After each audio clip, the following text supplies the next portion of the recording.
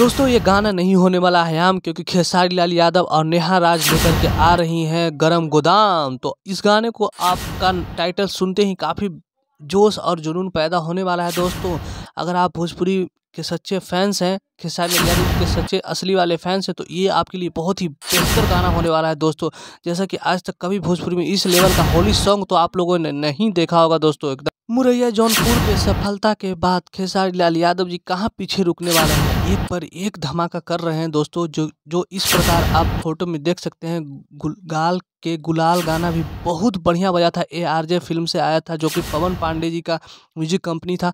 और मुरैया जौनपुर से ये गाना इतना रील्स पे बज रहा है ना, इतना बज रहा है जिसका कोई कहना ही नहीं। मुझे आशा ही नहीं, उम्मीद है कि आप लोग खेसारी लाल यादव जी के गरम गोदाम गाने को इतना प्यार दीजिए कि वो कल ट्रेंडिंग में आ जाए और 2 मिलियन तो क्रॉस कर ही जाए। और इसका टीजर सारेगामा हम भोजपुरी पे आ ही गया है और टीजर देख कर के काफ़ी मज़ा आया। दोस्तों जो भी लोग टीजर देखे नहीं है तो कृपया एक बार टीजर तो आपको देखना ही चाहिए। टीजर देख कर के आप लोग भी अंदाज़ा लगा ही लीजिएगा कि ये गाना किस लेवल का होने वाला है। भोजपुरी का सबसे फाड़ू गाना होने वाला है दोस्तों।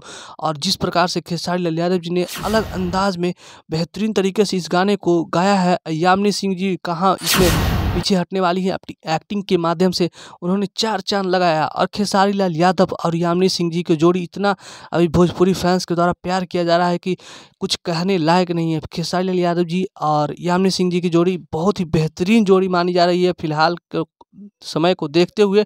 और ये जोड़ी अभी कितना देर तक आगे चल पाएगी ये तो देखने वाली बात है। लेकिन खेसारी लाल यादव जी का ये गाना बिल्कुल गरम गोदाम एकदम माहौल गरम करके रख दिया है दोस्तों।